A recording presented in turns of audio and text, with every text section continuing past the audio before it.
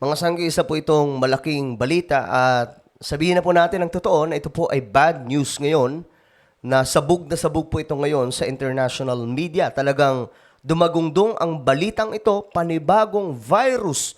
Di umano mga sangkay, eto na naman kumakalat. Ano na naman po ang mangyayari at gaano na naman po kadelikado ito mga sangkay dahil may mga nagsasabi na sobrang delikado po ito kesa sa COVID-19. Alamin po natin ang balita.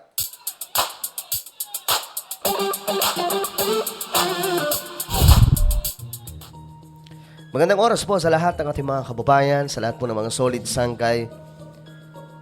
Honestly, nakakakaba po itong ating mag-uusapan ngayon dahil patungkol po ito sa kumakalat na namang virus. Panibago pong outbreak ang nararanasan ngayon. I think India po ata ito, mga sangkay. Anyway, before we start guys, paki-subscribe po muna itong ating channel. So sa ibaba po ng video na to may makikita po kayong subscribe button. Pindutin nyo lamang po yan. Then click the bell notification and i-click nyo rin po ang all. Ulitin ko, click the subscribe down below, click the bell and click all. At kung kayo ay nanonood sa Facebook, huwag nyo pong kalilimutan na i-follow ang ating Facebook page. So ito mga sangkay. Nagkalat po ito ngayong balita mga sangkay. Ito pong kung tawagin Nipah o Nipah virus. Ayan, basahin po natin ha. Ang dami pong balita tungkol dito, especially dito po sa Pilipinas. Infectious disease expert warns public against Nipah virus. Ito naman mga sangay mula sa ANC, public urge to consult doctor once na mayroon pong lagnat mga sangkay at matindi na pong pananakit yung ulo mga sangkay. What is Nipah virus? So mayroon na palang dalawang nadali mga sangkay. So, mamaya tingnan po natin ang balitang ito. So napakarami nagkalat po itong balita mga sangkay, international, local news at marami pa pong iba, no? Talagang nakakapag-alala din mga sangkay, no? Ito may balita tungkol diyan. Ito. Panoorin po natin. Isang bagong virus ang mahigpit na binabantayan ngayon ng mga health expert. Matapos na magdeklara ng outbreak nito sa may southern India. Ito ang tinatawag na Nipah virus. Nipah virus. Na ayon sa mga eksperto ay unang natuklasan sa Malaysia noong 1998. At So 1998 pa nag-i-exist na pala ito. ayon sa infectious disease expert na si Dr. Rotjin Solante, sinasabing nakukuha ang Nipah virus mula sa fruit bat o isang uri ng paniki na pwedeng maipasa sa tao. At Uy! Sa Samar pa naman, napakaraming paniki mga sangkay, lalo na sa mga kuweba. isa sa tinitingnan ngayon ng mga eksperto ay ang posibleng human-to-human transmission ng virus na siyang nakikitang dahilan sa pagdami ng mga nagkakasakit sa India. Naku po. Delikado ito mga sangkay. Ang tanong ko kasi dito, gaano po siya kadelikado? Ito ba ay mas malala pa po sa COVID-19?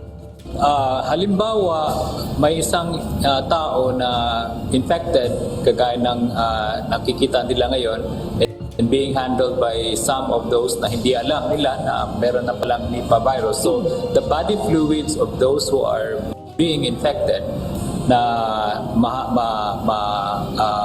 ma-expose yung tao na handling that infected individual without the gloves, without washing their hands, and then touching their face, touching their mouth, then that can also be another route of transmission.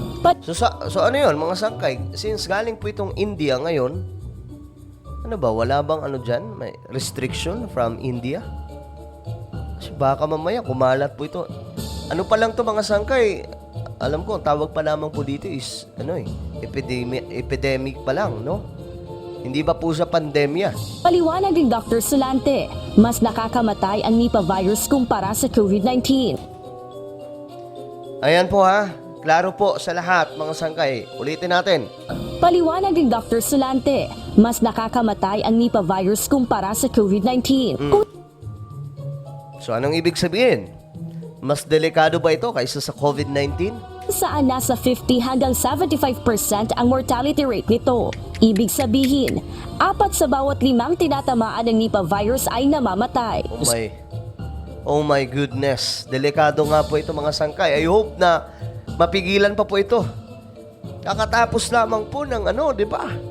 Ay, wag naman po sana, Wag naman po sana magkaroon ng outbreak na malala. Kasi dati mga sangkay, di ba, nag-umpisa sa Wuhan, China. Ngayon na naman, regarding dyan mga sangkay, may sinasabi po dyan ang Biblia. Sa huling mga araw mga sangkay, magaganap po yung mga ganitong klaseng pangyayari. Ito, basahin po natin. Ito, sa Matthew chapter 24 verse 7. For nation shall rise against nation, and kingdom against kingdom, and there shall be famines and pestilences. Ito po, mga sangkay. Ito po siyang pestilences. Ito, balikan po natin. And earthquakes in diverse places. But let's talk about pestilences na sinasabi po ng Biblia. Sa huling mga panahon, kabilang po ang pestilences na magaganap. So ano ito mga sangkay? Kung i-research po natin ito, ano ang meaning? Ayan po. Pestilence, a fatal epidemic disease. Mga sangkay. Sa madaling sabi, kabilang po dito yung mga nagkalat na iba't ibang karamdaman kagaya po ng mga viruses na kumakalat. Epidemic. Ayan po ha. So sa huling mga araw mga sangkay, magaganap po talaga ito. So ano yung ibig sabihin na ito?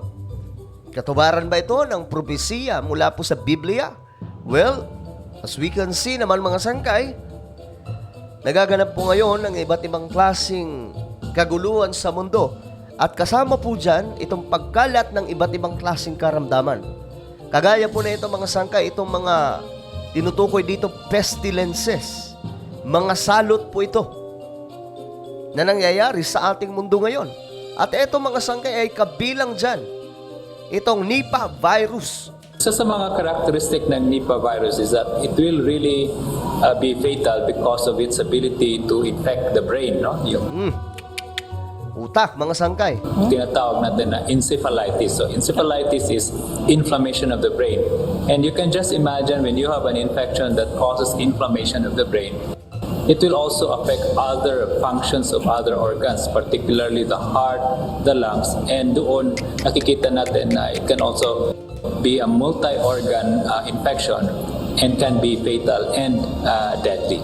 Imaginin mo yan mga sangkay, kada 5 katao may isa pong madededs. Ganun po kadelikado itong kumakalat na salot ngayon sa ating mundo. Ayon sa mga doktor, ilan sa mga sintomas ng Nipah virus ay ang pagkakaroon ng lagnat, pananakit at pangihina ng katawan. Gayon din ang matinding pananakit ng ulo at madalas na pagtulog. Maaari rin itong humantong sa biglaang pagtigil sa pag-function ng baga at puso ng isang tao. There's no treatment, no? So walang gamot to, walang antiviral, wala talagang maidapat na gamot dito na pwedeng makasave ng life, no? And that's the reason why mataas ang mortality. And at the moment, wala din tayong bakuna pangontra dito sa Nipah virus. Bagaman nagsisimula ng lumaganap ang Nipah virus sa India, tiniyak naman ni Dr. Solante na wala pang naitatalang kaso nito sa Pilipinas. Gayunman, sinabi ng health expert na dapat itong bantayan ng mga otoridad upang hindi makapasok sa bansa, lalo't pareho tropical countries ang India at ang Pilipinas. Gladys. Mas delikado po kaysa sa COVID-19. Ayon po yan sa mga eksperto, no? Patunay lamang to mga sangkay na ang Biblia ay hindi po nagsisinungaling. Ang salita ng Diyos ay hindi po nagsisinungaling mga sangkay na in the last days, mangyayari nga po ito mga kahalintulad na mga event. Kagaya po nitong pagkalat po ng mga salot sa mundo. Pestilences, epidemic, pandemic. That is why we have to pray every day. Kailangan po talaga natin pagtibayin ang ating pananampalataya sa ating Panginoon. We are living in these critical days, in the last days of many last days. Hindi na po nagbibiro ngayon ang panahon. I hope na ito mga ganitong klaseng balita ay magbigay po sa atin ng daan para mas lalo po tayong mapalapit sa ating Panginoon. Hindi po sa pananakot, pero yan po ang totoo. Ayon po dito sa report, no? Ano po ang inyong opinion, mga sangkay? Just comment down below. And now guys, I invite you to please subscribe my YouTube channel, Sangkay Revelation. Hanapin nyo lamang po ito sa YouTube at kapag nakita nyo na click the subscribe, click the bell and click all. So ano po ay magpapaalam. Hanggang sa muli, this is me, Sangkay Janjan. Palagi nyo pong tatandaan that Jesus loves you. God bless everyone.